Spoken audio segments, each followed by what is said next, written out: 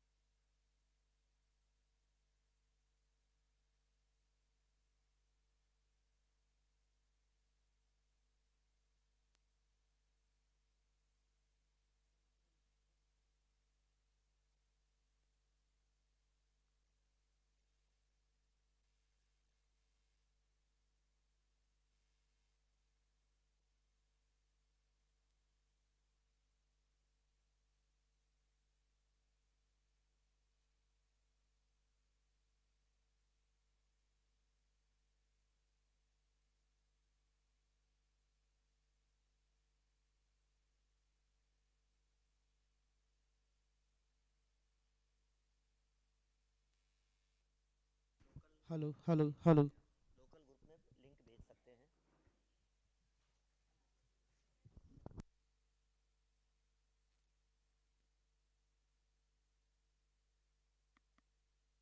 Hello hello hello. Hello. चलिए कोई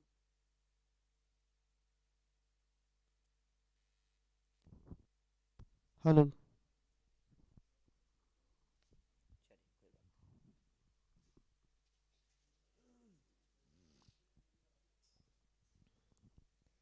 चलिए शुरू करते हैं हम लोग। जय श्री ओम नमः सिद्धेभ्य। ओम जय जय जय नमोस्तु नमोस्तु नमोस्तु। नमो अरिहंताणम, नमो सिद्धाणम, नमो आयर्याणम, नमो वज्रायाणम, नमो लोये संवसाहुणम। वंदितु संवसिद्धे ध्रुवमचलमणो वामं गतिं पते। वोचामि समय पाहुड मिणमो सुध केवली भणिदम्। नमः समय साराय स्वानुभूत्या चकासते चित्स्वभावाय भावाय सर्वभावान्तर। जिन स्वानुभूति से खिरी मम स्वानुभूति मधिगिरि।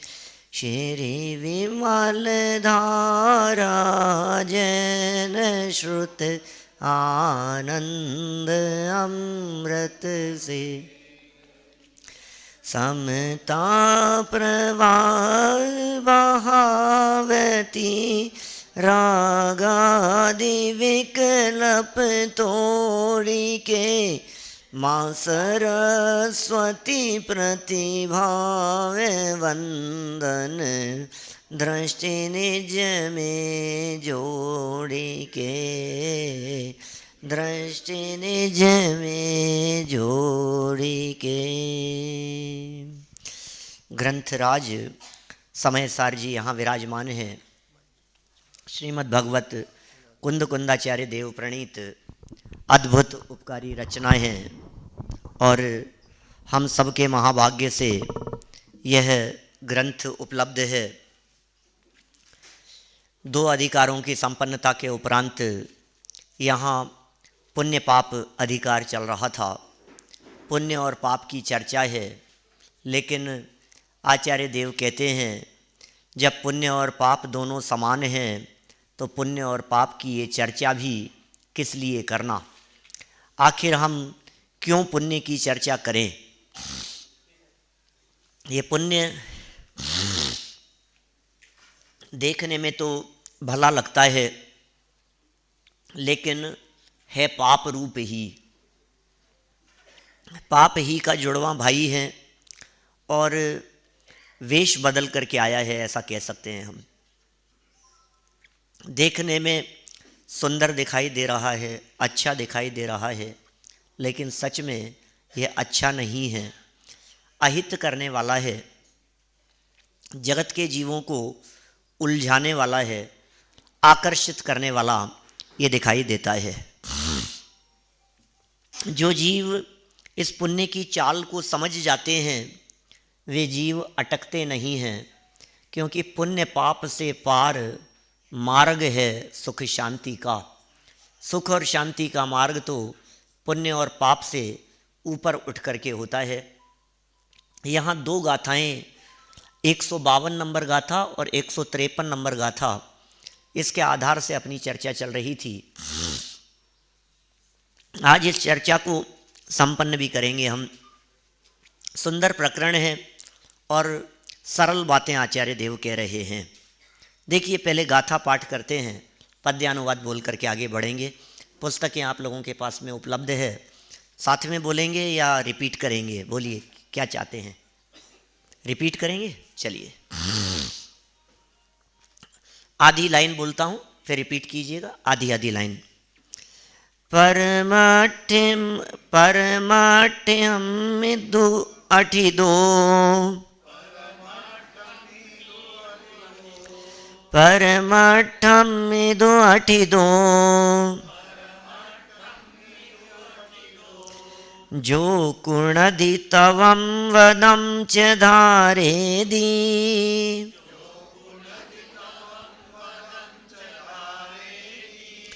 तं सव्वं बालतवं बालवदं वेन्ति सव्वन्हु,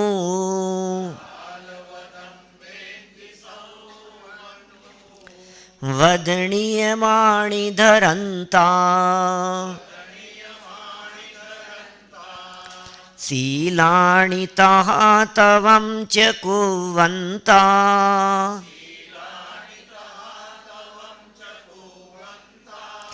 परमठ बाहिराजे, निर्वाणं तेन विन्दन्ति,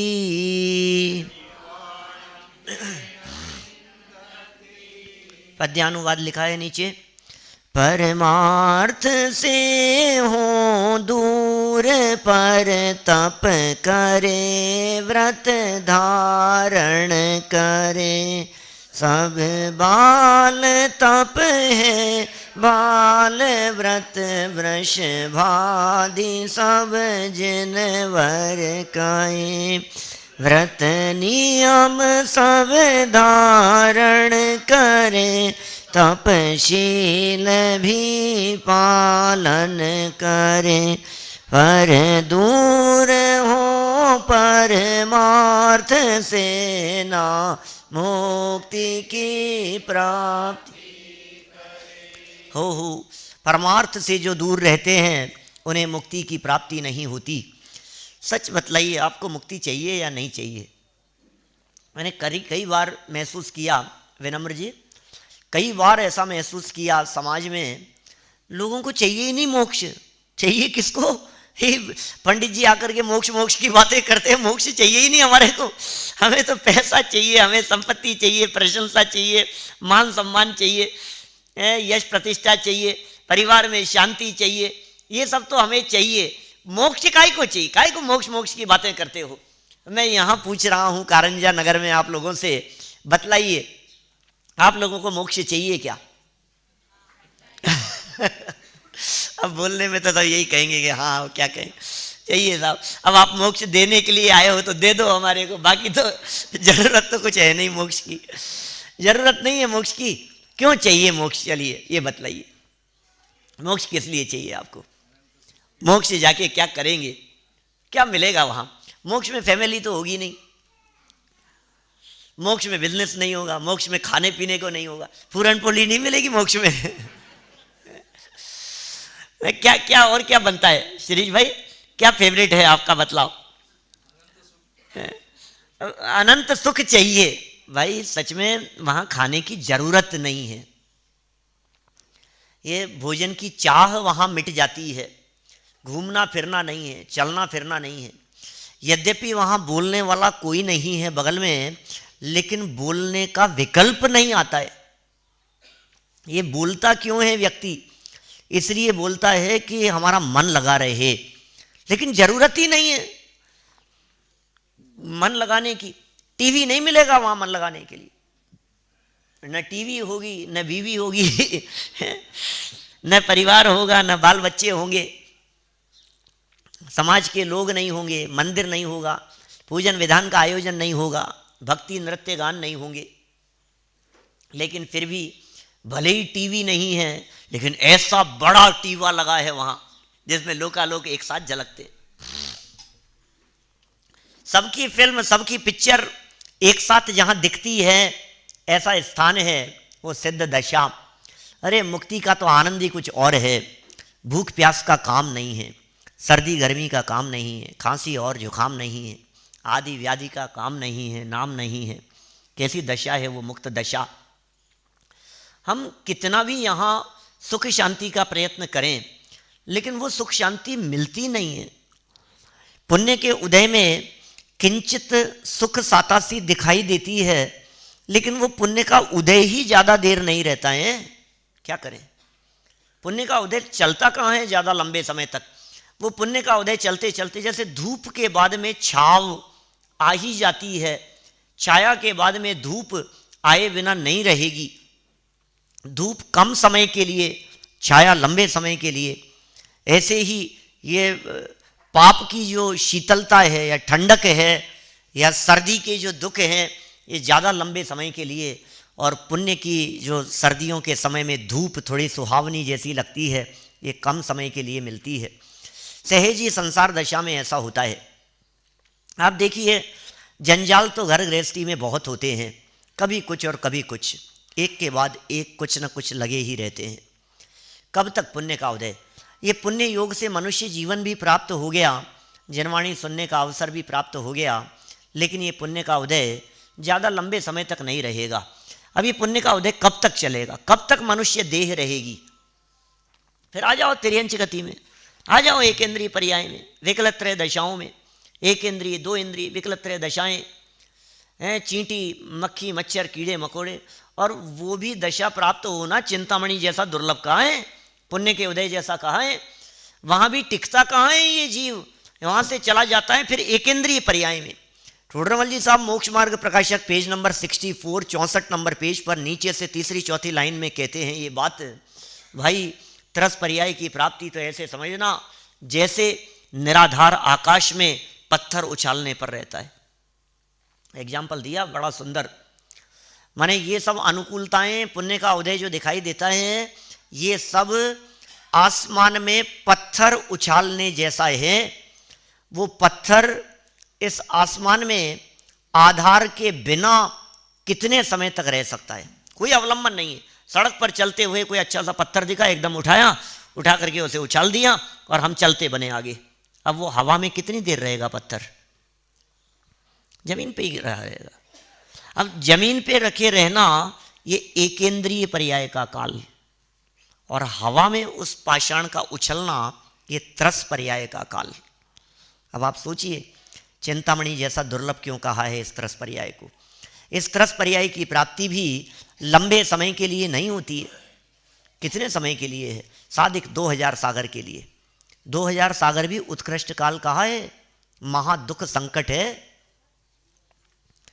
ऐसा नहीं है कि इस जीव को 2000 सागर का काल पूरा करना ही होगा, पहले भी चला जाएगा। ये एक इंद्रिय से निकल करके चींटी हुआ, मच्छर हो गया, और मच्छर होकर के किसी ने लगाई गुड नाइट और उसकी हो गई गुड बेड में बदल गई गया कहाँ? एक इंद्रिय में दोबारा। लो ये क्या हुआ? कितनी दुर्लभता से वो कहां से बढ़ता हुआ 4 इंद्रिय पर्याय तक आया था, और ये दुर्घटना में गया और फिर दोबारा एक इंद्रिय पर्याय में। फिर काल अनंत अरे दुख का घन छाएगा, यदि अवसर चूका तो भव भव पछताएगा। यह अवसर चूक गया, धर्म करने का अवसर मिला था इस मनुष्य जीवन में, जनवाणी मिल गई थी, वीतरागी तत्व ज्ञान मिल गया था, राग द्वेषादि से ऊपर उठकर, पुण्य से ऊपर उठकर ये वीतराग भाव में धर्म करने का चांस मिला था, लेकिन इस जीव ने वो धर्म नहीं किया, ये अवसर चूक गया। अब चला गया एक इंद्रिय में, फिर कहता है कि हे जीव हम कब निकलूंगा, हे भगवान कब निकलूंगा, कब निकलूंगा। कि निकल करके क्या किया था तूने, ये बता। लोग ऐसे मिलते हैं, वो कहते हैं पंडित जी इतना सब कुछ कर रहे हैं, अभी इस भाव में नहीं, अभी तो सम्यक दर्शन थोड़ा कठिन लग रहा है, अगले भाव में तो जरूर, अगला भाव मनुष्य का मिल जाएगा ना। कितने मिलते हैं मनुष्यों के भाव, कितने मिलते हैं? हमने 48 सुने हैं, हमने 48 मिलते हैं मैक्सिमम। अब पता नहीं उसका कैलकुलेशन तो जो है वो कई तरह से है, वो त्रस पर्याय में ज़्यादा भी हो सकते हैं, लेकिन अभी 48 लगातार की बात कही है कि नहीं, उसमें अपर्याप्तकों के भी हैं, पर्याप्तक के भी हैं, फिर उसमें समूर्चन के भाव हो जाते हैं और ये हो जाते हैं, और सब बहुत बहुत लिमिटेड। 8 तो मिलते हैं, कम से कम 8 तो मिलेंगे पुरुषों के भाव, हाँ 8 तो मिल जाएंगे। तो 8 मिल जाएंगे तो अभी तो होंगे, और 2-4 तो कोई मिलेंगे ही ना आगे। अभी नहीं हो पा रहा है तो अगले भाव में कर लेंगे। तुम्हें मालूम है पिछले जब मनुष्य जीवन में थे तब यही सोचते थे अगले मनुष्य भाव में कर लेंगे। इस जीव को मौका मिलने वाला नहीं है। यदि मनुष्य जीवन मिल भी गया तो जिनवाणी नहीं मिलेगी, जिनवाणी मिल गई तो सुनने का विचार नहीं आएगा, ये उपयोग कहाँ से लगाएगा, ये तत्वज्ञान की गहरी बातें कहाँ मिलेगी जो समय सार में कही है। भाई साहब व्रत तप आदि में उलझा रहता है ये जीव। ये कह रहे हैं सबको बाल तप कहा है। परमार्थ से दूर रहने वालों के लिए, जिन्हें परमार्थ का ज्ञान नहीं है, जिन्हें आत्म तत्व की उपलब्धि नहीं है, जिन्हें अपने त्रिकाली ध्रुव आत्म तत्व का भाव भाषण नहीं है, जिन्हें अपने आत्मा की पकड़ नहीं है, आत्मा का अवलंबन नहीं है, उनके लिए कहते हैं अरे भाई ये जीव तो जो व्रत कर रहा है, जो तपस्चरण कर रहा है, ये सब मानव निगोद की तैयारी कर रहा है। सब बाल तप हैं, बाल व्रत, वृषभादि सब जिनवर कहें। ये जिनेन्द्र देव कह रहे हैं वृषभ आदि सब जिनवर। क्या कह रहे हैं यहाँ? वृषभ आदि जिनवर माने 24 तीर्थंकरों की साक्षी में कुंद कुंदाचार्य देव ये गाथा लिख रहे हैं। वे साक्षी दे रहे हैं कि ये बात मेरे घर की नहीं है, ये बात ऋषभ देव स्वामी की है, ये बात अजितनाथ भगवान की है, ये बात संभवनाथ भगवान की है, ये बात अभिनंदन नाथ स्वामी की है, सुमतिनाथ स्वामी की है, पद्मप्रभ स्वामी की है। ये 24 तीर्थंकरों के द्वारा कही गई बातें हैं भाई, इन्हें मेरी बात मत समझना। वृषभ आदि जानवर क्या कह रहे हैं? बोले तुमने जो ये व्रत उपवास आदि किए हैं ना, अष्टानी का चल रहा है, 8 दिन के उपवास का तुमने संकल्प ले लिया है। बोले कोई बात नहीं, आत्मा को जानने का प्रयत्न करना, उपवास का सही मतलब समझना, उपवास स्वभाव के नजदीक आने की चेष्टा करना। ये जब तक असली उपवास नहीं होगा, उप माने समीप, वास माने रहना, अपने स्वभाव के समीप रहने का नाम उपवास है। आपने क्या किया उपवास करके? भोजन तो छोड़ा, व्रत तो ले लिया, भोजन आदि समस्त क्रियाओं का तो त्याग किया, लेकिन ये तो नहीं किया हुआ ना। भोजन नहीं किया, पानी नहीं लिया, फल नहीं लिए, ये नहीं किया, ये नहीं किया, किया क्या ये बतलाइए। उपवास करके क्या किया? बोले आत्मा को जाना क्या? बोले आत्मा को तो नहीं जान पाया, बस इतना सही रह गया, इतना सही रह गया बस, बाकी तो सब हो गया, बाकी तो सब तैयारी हो गई हमारी। अरे यही तो मूल बात थी, असली काम तो करने योग्य यही था और यही नहीं किया। टीका में बड़ा सुंदर खोल रहे हैं इस विषय को। आचार्य देव कहते हैं कि भैया असली काम तो ये है, जिसने ये किया उसने सब कर लिया, जिसने ये नहीं किया उसने कुछ नहीं किया। कितने भी व्रत ले लो, कितने भी प्रतिमाएं धारण कर लो, व्रत प्रतिमा लो, उपवास करो, या मंदिर में डेरा डालो। व्रत प्रतिमा उपवास नियम संयम त्याग कितना भी कर लो, व्रत प्रतिमा लो, उपवास करो, या मंदिर में डेरा डालो।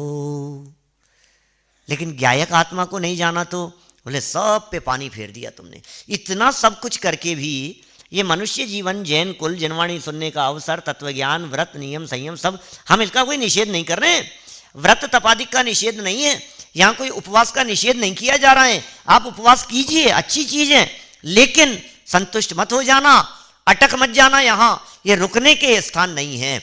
देखिए जरा टीका से हम आगे बढ़ते हैं।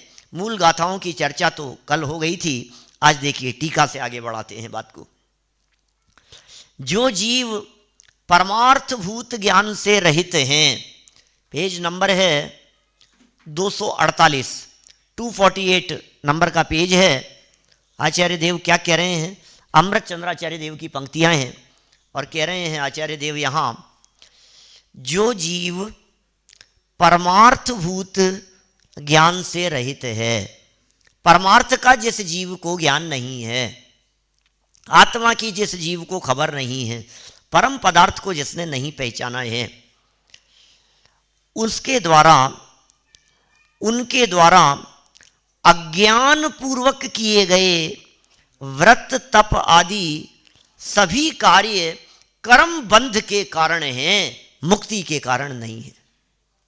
आत्मा को नहीं जाना तो आत्मा को जानना तो ज्ञान है, और आत्मा को जाने बिना जो कुछ भी कर रहे हो वो सब अज्ञान है, अज्ञान पूर्वक किए गए हैं। मैं तो ऐसा भी कहता हूँ साधारण भाषा में कि भाई साहब बिना समझे कर रहे हो, क्या करना है, कैसे करना है, व्रत कैसे करना है बतलाइए। कि नहीं, कुछ नहीं, बस छोड़ दिया और क्या है। और व्रत कैसे किया जाता है? आपने किसी पदार्थ का त्याग किया तो त्याग कैसे किया? ये कुछ नहीं, छोड़ दिया बस त्याग हो गया। आपने उसके आगे पीछे का विचार किया क्या? प्रतिज्ञा कैसे ली जाती है? 239 नंबर पेज पे लिखा है टोडरमल जी साहब ने, 239 नंबर पेज, नीचे से दूसरा पैराग्राफ, और 6 लाइनों में बड़ा सुंदर वर्णन किया, प्रतिज्ञा लेने का विधान बतलाए, कैसे ली जाती है प्रतिज्ञा, कैसे लिया जाता है नियम, कैसे किया जाता है त्याग, पूजन कैसे की जाती है। बिना जाने हुए पूजन करने में क्या है? पंडित जी के पास एक शब्द की तरफ ध्यान देना, पंडित जी जब बोले अर्घम निर्वपामीति तो बस इधर से अर्घ उठाना, बस थाली में, और क्या करना है? पूजन करने के लिए क्या चाहिए? इतना सा ही ध्यान रखना है, कुछ आए चाहे नहीं आए, इतना आना चाहिए कि इधर से उठा करके इधर डालना। रे इसे पूजन नहीं कहते भाई।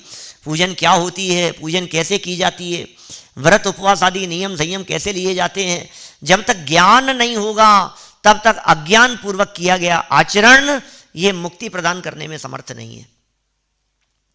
जानो तो सही, ये जैन दर्शन जानने का धर्म है, समझ का धर्म है भाई साहब, ना समझी का धर्म नहीं है। हम जो कर रहे हैं बिना समझे कर रहे हैं। अच्छा, हमने आपसे पूछा थाली में आपने क्या बनाया है? स्वस्तिक बनाया था। वो जिस थाली में चढ़ा रहे थे, भरत भाई क्या बनाया था आपने? स्वस्तिक बनाया था, रीम बनाया था, श्री बनाया था? नहीं, एक बनाया था स्वस्तिक, 3 बनाए थे, 5 बनाए थे, 9 बनाए थे, ऊपर चंद्र बिंदी बनाई थी, 3 बिंदी लगाई थी कि 5 लगाई थी? क्या क्या किया था? कैसे लगाए? थाली कैसे लगाते हैं मालूम है आप लोगों को? थाली में क्या बनाना चाहिए? आप क्या करते हैं? थाली में क्या बनाते हैं? स्वस्तिक, बस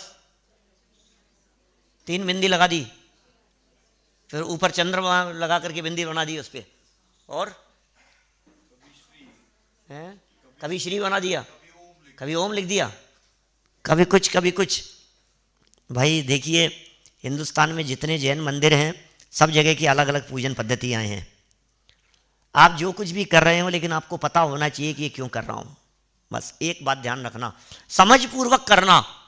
आपने स्वस्तिक बनाया है तो आपको पता होना चाहिए कि स्वस्तिक किस बात का सूचक है। आपने ओम लिखा है तो आपको पता होना चाहिए कि ओम किस बात का सूचक है। माने जो करो सो समझ करके करो, बिना विवेक के नहीं। माला का जाप कर रहे हैं आप, अभी करेंगे अपन विधान में 108 अर्घ माला का जाप करने वाले हैं अभी सिद्ध चक्र विधान में। बोले ये जो माला का जाप कर रहे हैं ये क्यों कर रहे हैं, इसका क्या प्रयोजन है? सारी बातें समझ करके की जानी चाहिए। ये कह रहे हैं ज्ञान पूर्वक करो तो सब सही है, और अज्ञान पूर्वक यदि आपने किए हैं तो ये कर्म बंधन के कारण है। बंधन के कारण, क्या कह रहे हैं, कर्म बंधन के कारण है। आप सोच रहे थे कि निर्जरा हो रही होगी और आचार्य देव कह रहे हैं कि निर्जरा नहीं हो रही है, बंधन हो रहा है। हे भगवान, हमने उपवास किस लिए किया था, हमने व्रत किस लिए लिए थे? थोड़ी निर्जरा होगी, थोड़े कर्म कटेंगे, लेकिन कर्म कटने के स्थान पर कर्म बंध रहे हैं। ये कैसा हो गया है काम? कर्म कटने चाहिए थे, कर्म बांधने का काम हो रहा है, उल्टा हो गया।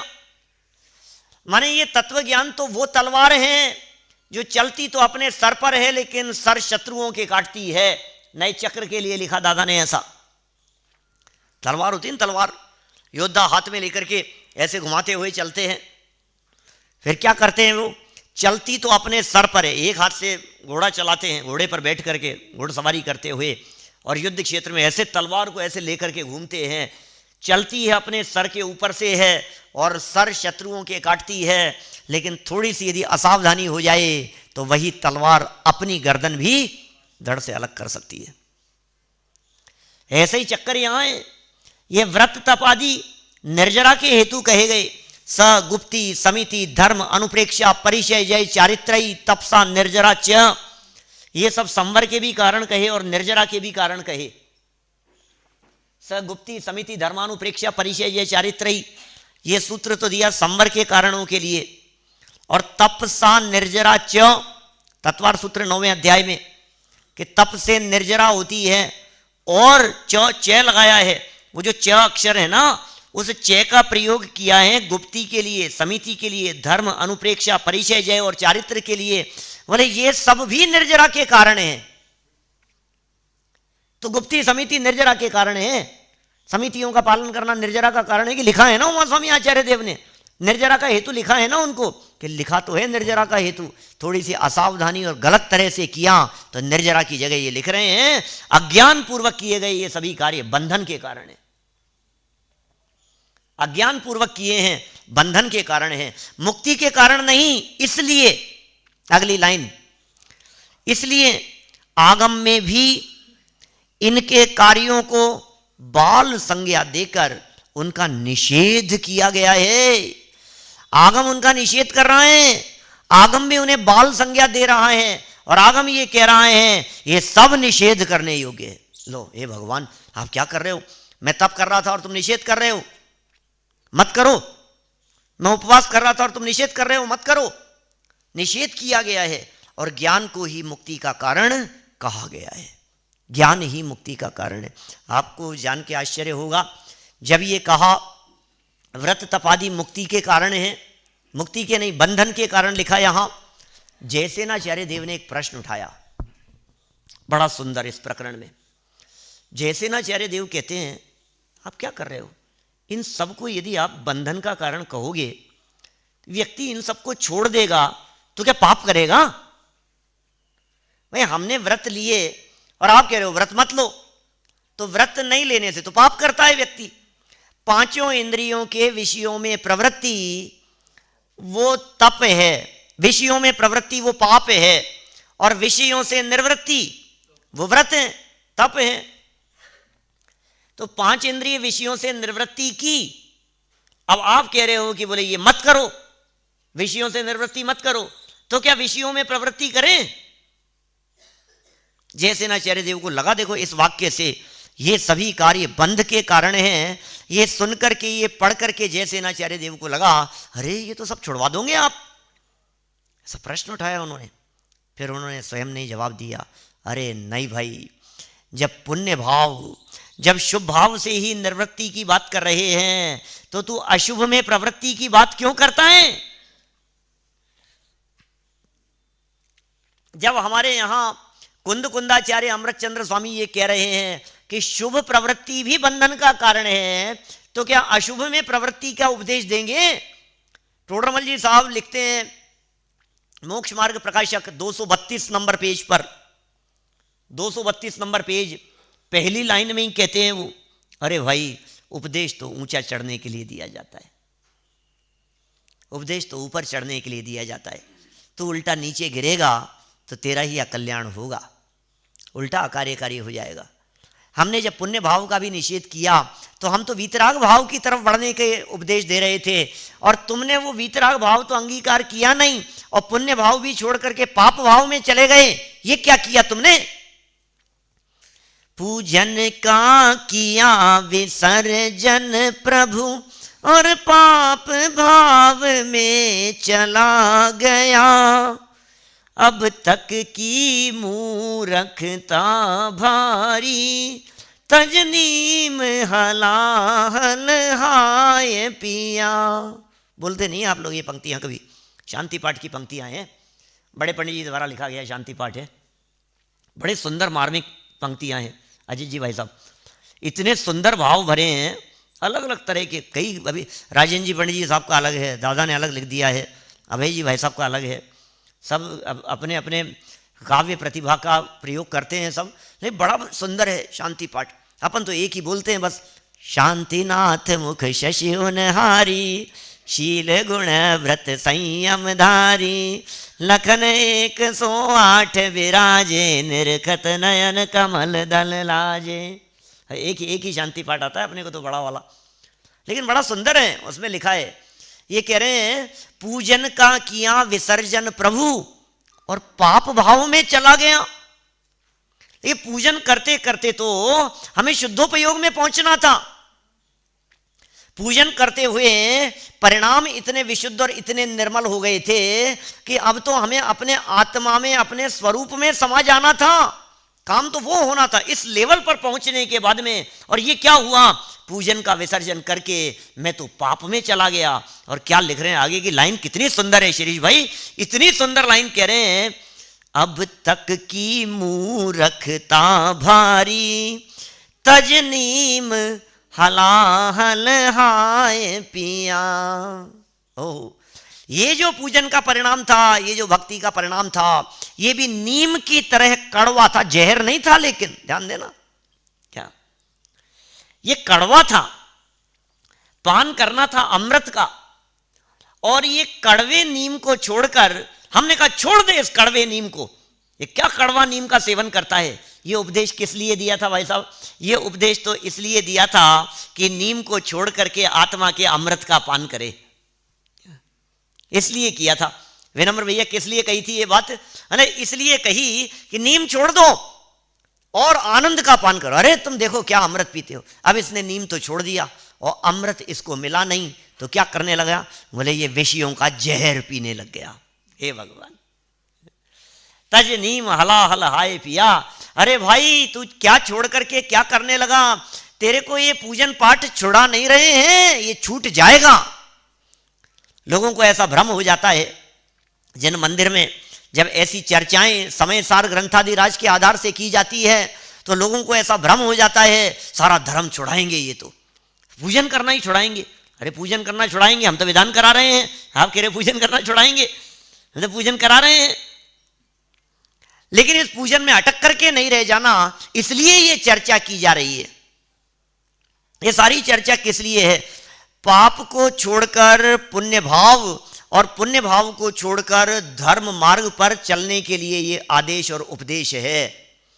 ये सारी चर्चा सच्चे धर्म के लिए है, वीतराग भाव रूप धर्म के लिए ये सब चर्चाएं हैं।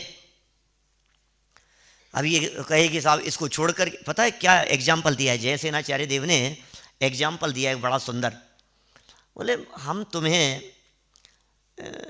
उन्होंने चावलों का एग्जाम्पल दिया। चावल के ऊपर जब हमने कहा कि इस पर जो ये लालिमा है ना, ये कवर, ये हटाओ इसको, तो जब वो छिलका, उसके ऊपर का छिलका नहीं, अभी छिलके के अंदर जो उसका लाल कवर है, ऐसे शब्द दिए हैं, बड़ा सुंदर शब्द है वो, आप लोग क्या बोलते हैं मराठी में मुझे नहीं पता, लेकिन वो कह रहे हैं चावल के अंतरंग लाल तुस को कण के चले जाने पर बहिरंग छिलका नहीं रह सकता। क्या कहा? माने अंदर का छिलका जब चला गया तो इसका मतलब बाहर का तो था ही नहीं। चावल का एग्जाम्पल दिया, तुस का एग्जाम्पल दिया। अभी आप मूंगफली पर लगाइए, मूंगफली खाते हैं आप लोग? आपके यहां मूंगफली चलती है क्या? क्या कहते हैं? सींगदाना? मूंगफली कह रहे हैं, सींगदाना कहते हैं ना। अभी उसके अंदर जो वो रेड कलर का छिलका है, वो रेड कलर का छिलका उतर गया तो बतलाइए बाहर वाला उतरा होगा कि नहीं? अरे उसके बिना कैसे उतरेगा वो बाहर वाला तो पहले ही छूट गया। आप क्या पाप की बात कर रहे हो? पाप तो पहले ही छूट गया है भाई साहब। जब पुण्य छोड़ने की चर्चा की जा रही है तो फिर पाप की तो बात ही किस लिए करनी है? लेकिन अज्ञानियों को ऐसा लगता है पहले ही लोग मंदिर नहीं आते हैं, और तुम मंदिर आने में कहोगे धर्म नहीं होता है, तो फिर लोग क्यों मंदिर आएंगे? फिर लोग मंदिर आना छोड़ देंगे। अब तुम कहोगे पूजन करने में धर्म तो होता नहीं है, तो फिर लोग क्यों पूजन करेंगे? अरे भाई, पूजन करने में धर्म नहीं होता, ये बात इसलिए कही जा रही है कि पूजन से ऊपर उठना है, इसलिए ये बात कही जा रही है। बादाम होता है, बादाम छील करके खाते हैं, भिगो करके, उसका भी रेड छिलका होता है। तो रेड छिलका जिस व्यक्ति को निकालना है, उस व्यक्ति के ऊपर का कवर रह सकता है क्या? ऐसे ही पाप तो बहुत बाहर छूट गया। अरे पाप को छोड़ करके तो जिन मंदिर में आए थे, विषय कषाय व्यापार आदि के पाप भाव को छोड़ करके ये जीव जिन मंदिर में आया है, अब जिन मंदिर में आने पर अब जहां तक आ गया है, इसे भी छोड़कर और आगे कदम बढ़ाने के लिए कह रहे हैं। हम जिस जगह तक आ गए हैं, ये कोई गलती नहीं है, यहां अटक जाना गलती है। पूजन करना गलती नहीं है, स्वाध्याय करना गलती नहीं है, व्रत उपवास भी कोई भूल नहीं है। व्रत उपवास भी अंगीकार करना, व्रत उपवास आदि मार्ग में आएंगे। और यहां तो अभी जो अमृत चंद्राचार्य देव की पंक्तियां है ना, जो अपन पढ़ रहे हैं, इसमें ऐसा कह रहे हैं, तो इतना सुंदर कह रहे हैं कि भाई इसके बिना भी मोक्ष हो जाता है। लो अभी देखो पंक्तियां पढ़ता हूं मैं, नीचे देखिए अंतिम दो पंक्तियां, नहीं ऊपर। इसलिए आगम में भी इन कार्यों को बाल संज्ञा देकर उनका निषेध किया गया है और ज्ञान को ही मुक्ति का कारण कहा गया है। ज्ञान मात्र को मुक्ति का कारण कहा है। अब यह सुनिश्चित करते हैं, आइए जैन साहब क्या सुनिश्चित करते हैं? सुदीप जी देखो, यह सुनिश्चित करते हैं कि ज्ञान मोक्ष का और अज्ञान बंध का कारण है। बस कितना सरल है, ज्ञान से मुक्ति मिलेगी और अज्ञान से बंध होगा। अब ये जीव अज्ञानी बने रहना चाहता है, यानी ज्ञान ही मोक्ष का कारण है, ज्ञान मोक्ष का और अज्ञान बंध का कारण है। ज्ञान ही मोक्ष का हेतु है, ज्ञान ही हेतु है। किसका हेतु है? मोक्ष का हेतु है। क्योंकि ज्ञान के अभाव में, देखना, ज्ञान के अभाव में, ज्ञान नहीं होने पर, ज्ञान के अभाव में स्वयं ही अज्ञान रूप होने वाले अज्ञानियों के व्रत, ज्ञान नहीं था, समझ नहीं थी, तो अज्ञान रूप होने वाले अज्ञानियों के व्रत, सारे अज्ञानियों के व्रत। देखिए भैया, उपवास करना यदि धर्म हो तो कोई सोमवार का कर रहा है, कोई गुरुवार का कर रहा है, कोई शुक्रवार का कर रहा है। कितने व्रत हो रहे हैं ना, सब समाज में हो ही रहे हैं। कोई किसके कर रहा है, कोई किसके कर रहा है, कोई पति की लंबी उम्र के लिए कर रहे हैं, कोई बच्चों के लिए कर रहे हैं, कोई शादी होने के लिए कर रहे हैं। इतने सोमवार इतने शुक्रवार करोगी तो इससे शादी हो जाएगी, 7 सोमवार करना, 8 मंगलवार करना, पता नहीं क्या क्या है, जो भी है दुनिया ऐसा समझ रही है। व्रत तो कर रहे हैं, हिंदू धर्म वाले कर रहे हैं, जैसे अजैनियों के अंदर हो रहे हैं, ऐसे अपने यहाँ हो रहे हैं। धर्म के नाम पर क्या क्या नहीं हो रहा है। आपके यहाँ की नहीं कह रहा हूँ, कारंजा में नहीं होता होगा, मैं तो समाज की बात कर रहा हूँ, पूरे दुनिया की बात कर रहा हूँ। यहाँ की कैसे बात करूँगा मैं? माने लेकिन दुनिया भर में हो रहे हैं कि नहीं। हिंदू धर्म में कोई करवा चौथ का व्रत कर रहे हैं, कोई किसका कर रहे हैं। तो ऐसे जैसे उनके यहाँ करवा चौथ किया जाता है लंबी उम्र के लिए, अपने का करते हैं यहाँ सुहाग दशमी का करते हैं। नहीं, कारंजा वाले का करते हैं, अपन तो उधर के हैं राजस्थान के, या नहीं करते, होते ही नहीं है। सुगंध दशमी नाम दिया, धूप दशमी, पता नहीं किस किस के होते हैं भाई। तो यहाँ नहीं होते तो बहुत अच्छी बात है, बहुत अच्छा है, बचे हुए हैं आप लोग, बचे रहना, क्या बचकर रहना। ये हवा चल रही है पूरे देश में, और क्या क्या व्रत उपवास नियम संयम और न मालूम क्या क्या, और धर्म के नाम पर, और जगह जगह यही। और भैया कितना तो धर्म कर रहे हैं हम, कितने तो उपवास कर लिए हैं, तो उनके भी निर्जरा होती होगी, अन्य मतावलंबियों की भी निर्जरा होती होगी। उपवास तो वो भी करते हैं ना, बोलो किरण भाई साहब, वो भी करते होंगे भाई। निर्जरा तो उनके नहीं होती है, क्यों नहीं होती है? अज्ञान पूर्वक किए गए हैं भाई, ना समझी में किए गए हैं, उसको कैसे निर्जरा का कारण माना जाए? अज्ञान पूर्वक किए गए व्रत तपादिक ये निर्जरा के कारण नहीं हो सकते हैं। अरे समझ पूर्वक करो तो सब निर्जरा का कारण है, सब सही है, और बिना समझे करो तो सब बेकार है। माने पूरी तैयारी हो जाए मान लीजिए भोजन आदि की, क्या, और सेवन नहीं करें तो बेकार है वो, क्या क्या होगा उसका? ये सब करके क्या किया आपने? इन सब का प्रयोजन तो सेवन करना था ना, पेट की भूख मिटना था, लेकिन असली काम नहीं किया तो सब बेकार हो गया। इसलिए कह रहे हैं ज्ञान मोक्ष का और अज्ञान बंध का कारण है। ज्ञान ही मोक्ष का हेतु है, क्योंकि ज्ञान के अभाव में, ज्ञान नहीं होने पर, ज्ञान के अभाव में स्वयं ही अज्ञान रूप होने वाला, ज्ञान का अभाव और स्वयमेव अज्ञान रूप होने वाला अज्ञानियों का व्रत, आगे तप, शील, नेक्स्ट पेज पर आगे 249 नंबर, तप, शील, संयम आदि शुभ कर्मों का सद्भाव होने पर भी मोक्ष का अभाव है, क्योंकि अज्ञान पूर्वक था। हमने इतना शील का पालन किया, हमने इतना सदाचार पालन किया, अहिंसा व्रत का पालन किया, सत्य व्रत का पालन किया, अचौर्य व्रत का पालन किया, हमने ब्रह्मचर्य व्रत ले लिया, फिर भी कह रहे हो आप निर्जरा नहीं है, कि बोले अज्ञान पूर्वक था इसलिए निर्जरा नहीं है। और अज्ञान का अर्थ मिथ्या दृष्टि के व्रत तपादिक, ये सब अज्ञान पूर्वक है। ये शुभ कर्मों का सद्भाव होने पर भी मोक्ष का अभाव है।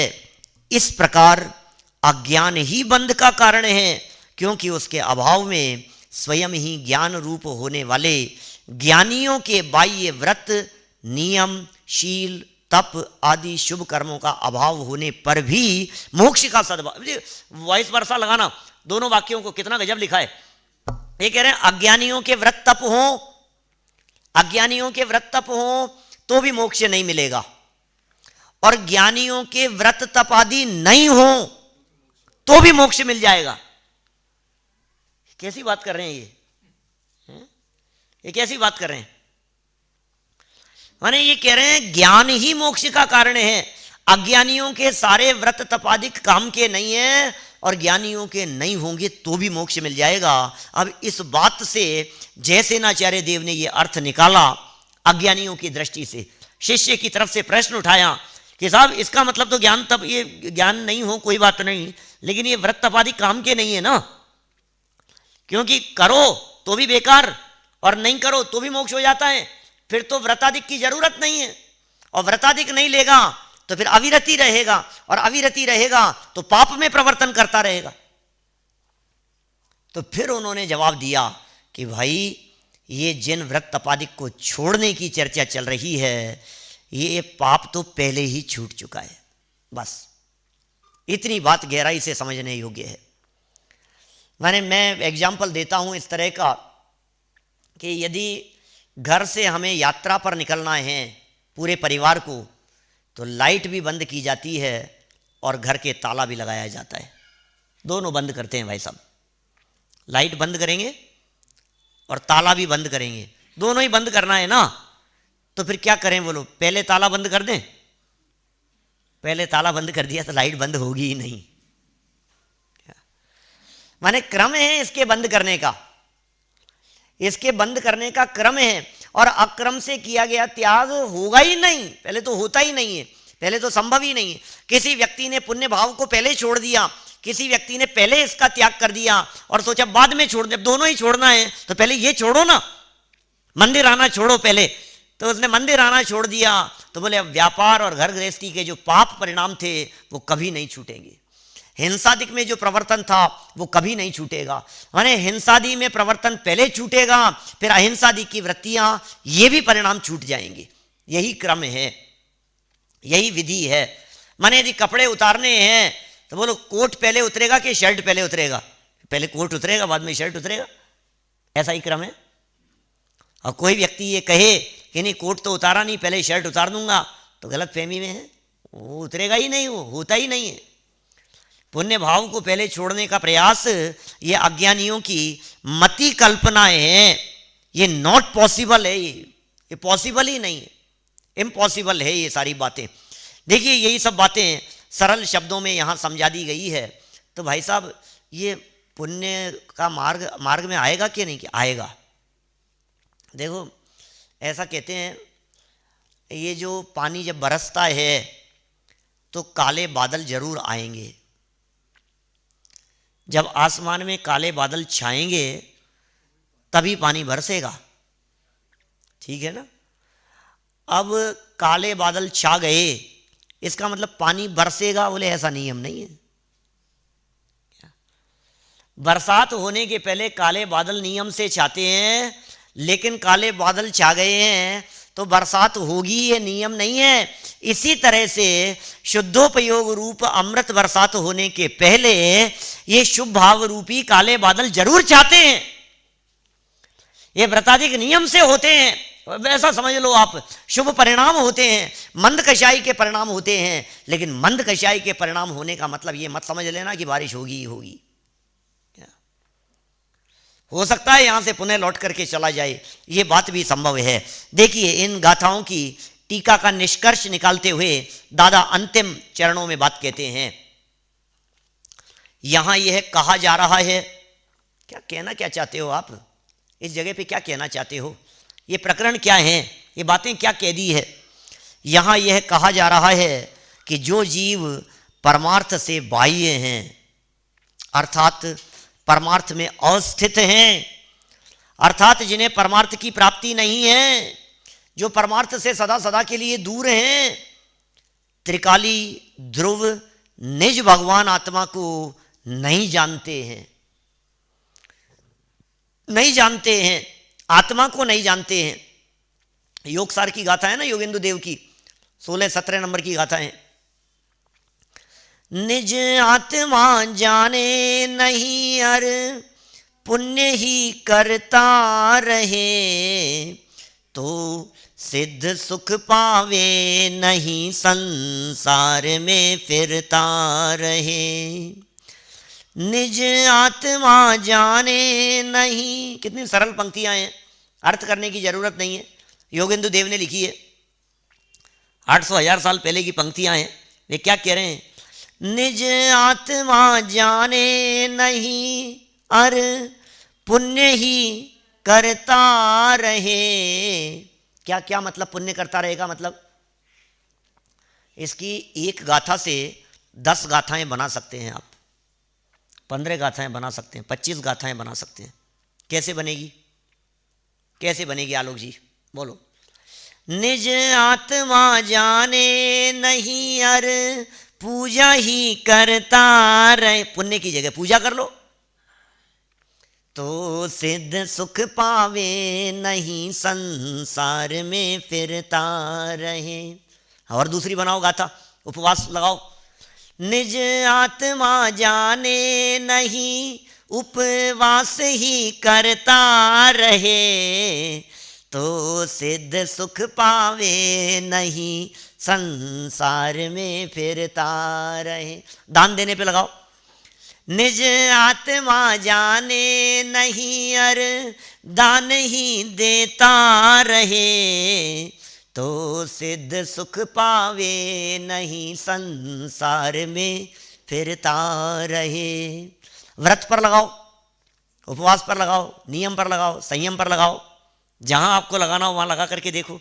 निज आत्मा जाने नहीं और व्रताधिक धारण करे, तो सिद्ध सुख पावे नहीं। क्या असली चीज क्या है? प्रॉब्लम क्या है आपको? व्रतों से क्या प्रॉब्लम है? उपवास से क्या प्रॉब्लम है? नियम संयम से क्या दिक्कत है आपको? अरे दिक्कत नियम संयम से नहीं है, दिक्कत तो है निज आत्मा जाने नहीं, इससे दिक्कत है।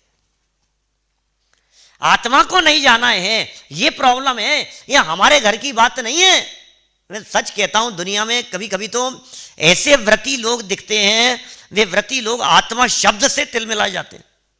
अच्छा तुम आत्मा आत्मा की बातें करते हो। अब सोचो जिनको आत्मा शब्द नहीं सुहाता है, उनका क्या होगा? उनका आत्मा शब्द जिन्हें बर्दाश्त नहीं है, आचार्य देव कह रहे हैं अरे आत्मा को जाने बिना, अरे आत्मा से नफरत माने अपने आप से नफरत।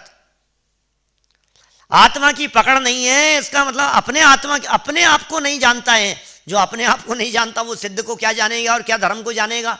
आप अपने आप को जानते हो क्या? जो अपने आप को जान रहे हैं, अब संसार की भटकन मिट जाती है।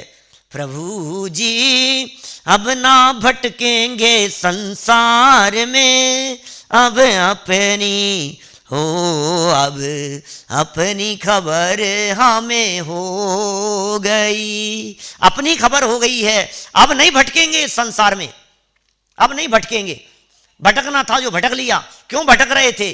भूल रहे थे निज वैभव को, पर को अपना माना। विष सम पंचेंद्रिय विषयों में ही सुख हमने माना, पर से भिन्न लखू निज चेतन मुक्ति निश्चित होगी। प्रभु जी अब ना भटकेंगे संसार में। क्यों नहीं भटकोगे? अपनी खबर हो गई। आत्मा जानना कितना जरूरी है, आत्मा की चर्चा कितना जरूरी है। जिनकी चर्चाओं में आत्मा नहीं है, उनकी चर्या में आत्मा कैसे आएगा? आत्मा पहले चर्चा का विषय बनता है, फिर चर्या का विषय बनता है। आत्मलीनता तब होगी जब आत्मा में चरण करेगा। चरण कब करेगा? जब आत्मा को जानेगा, आत्मा को पहचानेगा। आत्मा जाना ही नहीं है, आत्मा की पहचान ही नहीं है, अपने आप की खबर ही नहीं है। आईने में देख करके समझता है कि यही मैं हूं। कितनी बड़ी गलतफहमी में जी रहे हैं हम। ये भ्रम टूटना चाहिए, ये गलतफहमी उतरनी चाहिए। देखिए क्या लिख रहे हैं यहां, क्या कह रहे हैं भैया, कितना स्पष्ट कह दिया है। यहां यह कहा जा रहा है कि जो जीव परमार्थ से बाह्य हैं अथवा परमार्थ में अस्थित हैं, परमार्थ माने आत्मा, आत्मा से बाह्य हैं, आत्मा में अस्थित हैं, त्रिकाली ध्रुव निज भगवान आत्मा को नहीं जानते हैं, उनके व्रत नियम तप शील सब कुछ बेकार हो गया, सब कुछ बेकार हो गया। सारा किया धरा सब खत्म हो गया, क्योंकि उन्हें आत्मज्ञान बिना मात्र इनसे ही मुक्ति की प्राप्ति नहीं हो सकती।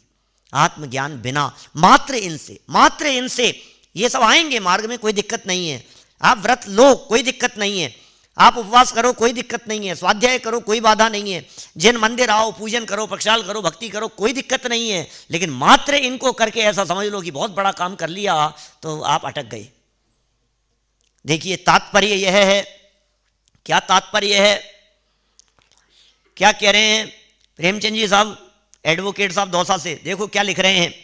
तात्पर्य यह है कि आत्मा के ज्ञान श्रद्धान और ध्यान से संयुक्त, आत्मा का ज्ञान, आत्मा का ध्यान और आत्मा का श्रद्धान, ज्ञान श्रद्धान और लीनता, श्रद्धा ज्ञान चारित्र, इससे संयुक्त ज्ञानी जन व्रत तप शील आदि के बिना, बिना व्रत के, बिना तप के, बिना शील आदि के, इन सब के बिना क्या कह रहे हैं, बिना भी मुक्त होते देखे जाते हैं।